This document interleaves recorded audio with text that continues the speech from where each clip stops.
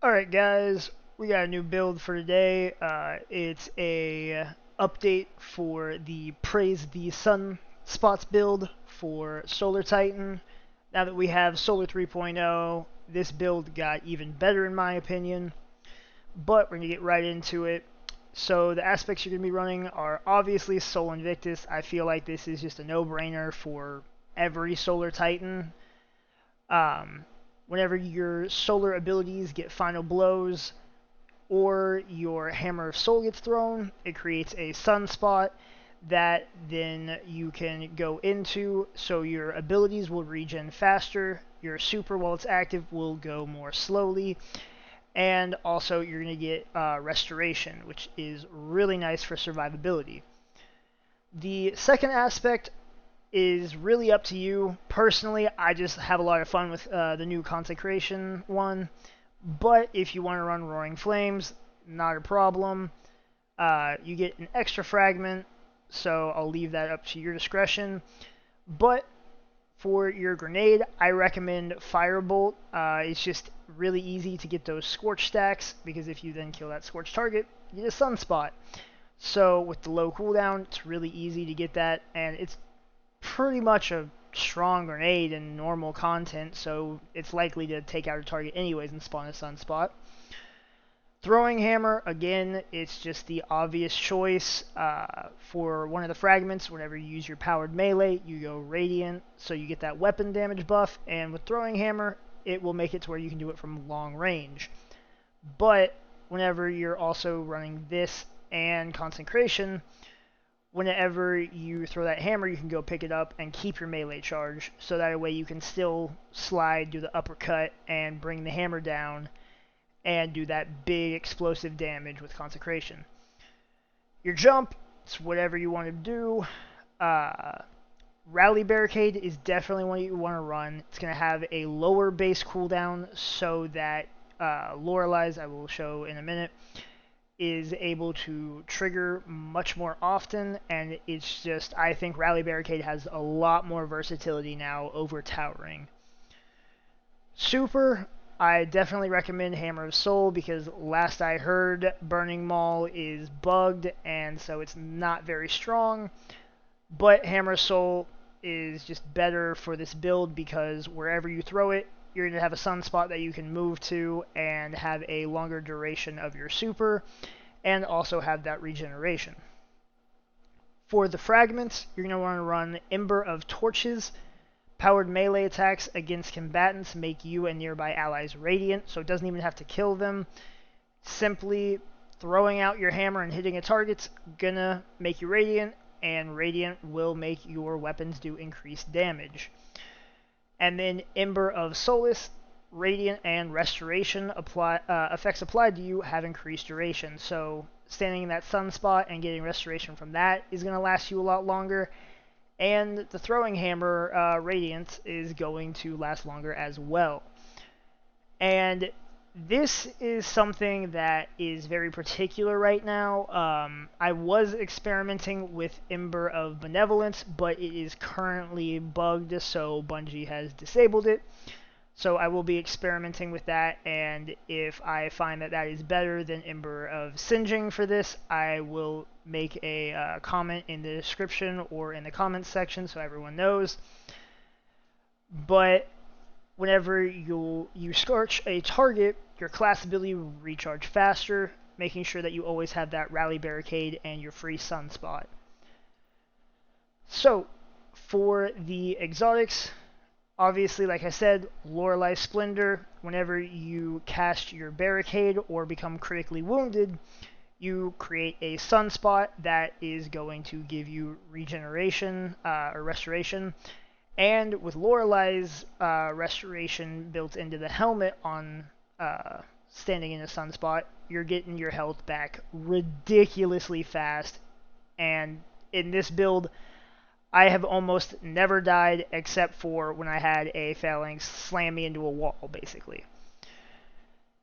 But for the weapons, we're going to go with, I cannot pronounce this to save my life, but Ragnarld.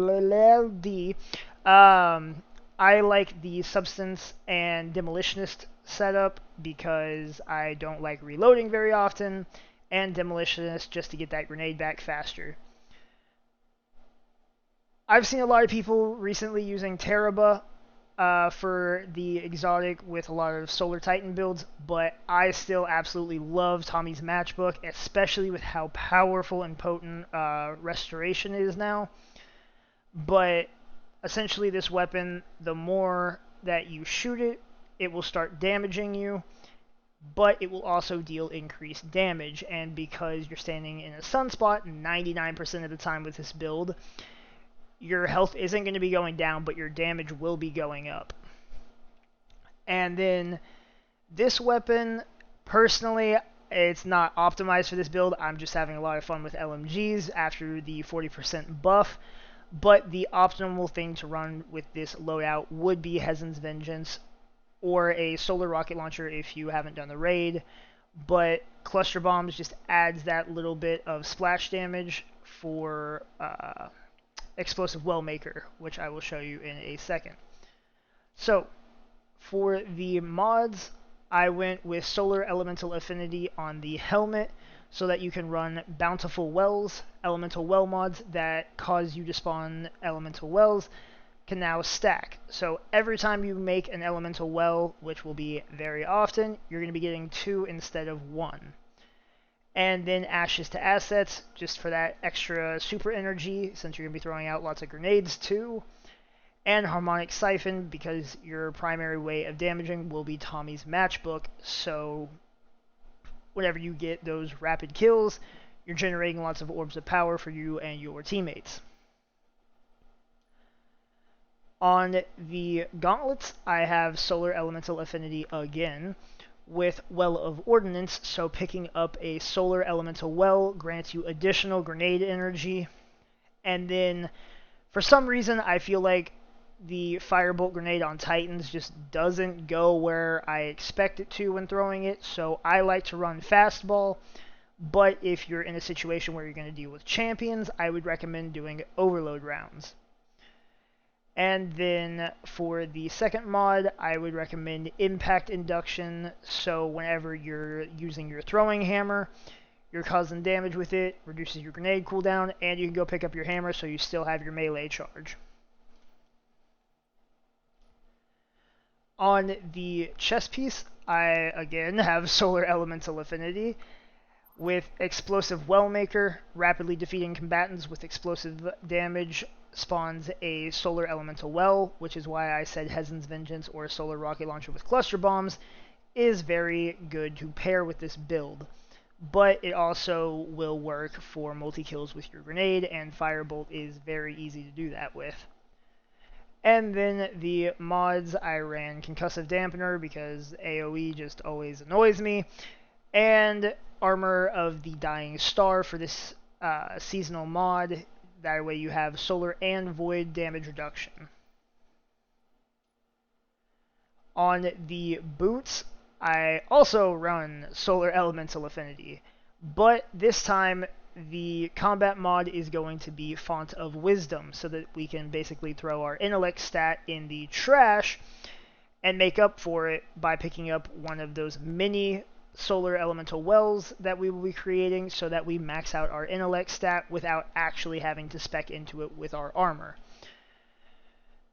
Then for the 2 other leg armor mods, I have Innervation, so when you pick up a Orb of Power, it reduces your grenade cooldown, and Recuperation, picking up an Orb of Power replenishes your health. And again, since you're going to be using Tommy's matchbook and getting tons of easy multi-kills, Orbs of Power will be all over the place. Finally, we have your class item, and I went with a Stasis Elemental Affinity, so that way you can take advantage of Utility Kickstart. When your class ability energy is fully expended, you gain class energy.